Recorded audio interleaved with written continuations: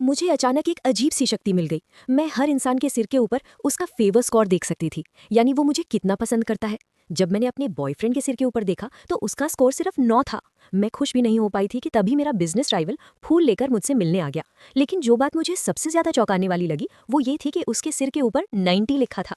तभी मुझे समझ आया कि अधिकतम स्कोर 100 है। इसका मतलब साफ था, मेरा बॉयफ्रेंड हमेशा से मेरे साथ सच्चा नहीं था।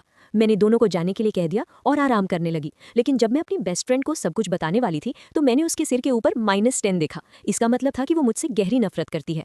मैं घबरा गई और फिलहाल उसे भी जाने के लिए कह दिया। तभी मेरी असिस्टेंट मेरे पास आई। उसके सिर के ऊपर 70 देखकर मुझे थोड़ी राहत मिली। मैंने तुरंत उसे एक प्राइवेट इन्वेस्टिगेटर हायर करने को कहा।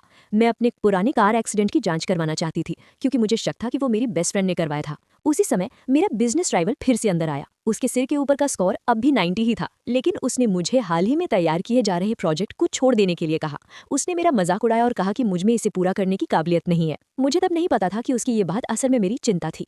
मैं बहुत प्रतिस्पर्धी थी, इसलिए मैंने जिद पकड़ ली कि मैं ये प्रोजेक्ट जरूर पूरा करूंगी। तब उसने मुझसे एक शर्त रखी, अगर मैं प्रोजेक्ट पूरा नहीं कर पाई तो मुझे उससे शादी करनी होगी। उसकी जिद देखकर मैंने तुरंत हाँ कर दी। कुछ ही समय बाद मेरी असिस्टेंट ने पता लगाया कि मेरा कार एक्सीडेंट मेरे बॉयफ्रेंड ने ही करवाया था, लेकिन उसी एक्सीडेंट की वजह से मुझे ये खास शक्ति मिली थी। उस शाम मैं अपने बॉयफ्रेंड के साथ डिनर कर रही थी, तभी मेरी बेस्ट फ्रेंड भी वहां आ गई। पता चला कि मेरा बॉयफ्रेंड उसी दिन मुझे प्रपोज करने वाला था। मैंने उसका प्रपोजल ठुकराया नहीं, लेकिन एक शर्त रखी, उसे प्री नप्चुअल अग्रीमेंट साइन करना होगा। चालाक बॉयफ्रेंड ने तुरंत कहा कि उसे मेरे पैसों से कोई मतलब नहीं है। मेरी बेस्ट फ्रेंड के चेहरे पर नकली मुस्कान देखकर मैं और उलझन में पड़ गई।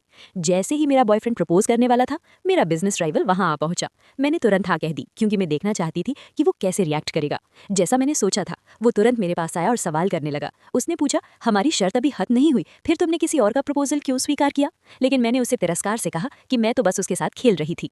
ये सुनकर वो गुस्से में वहां से चला गया। मैंने सोचा कि अब वो मुझसे जरूर नफरत करेगा, लेकिन जब मैंने उसके सिर के ऊपर देखा तो उसका फेवर स्कोर और भी ज्यादा बढ़ चुका था। और तभी मुझे एहसास हुआ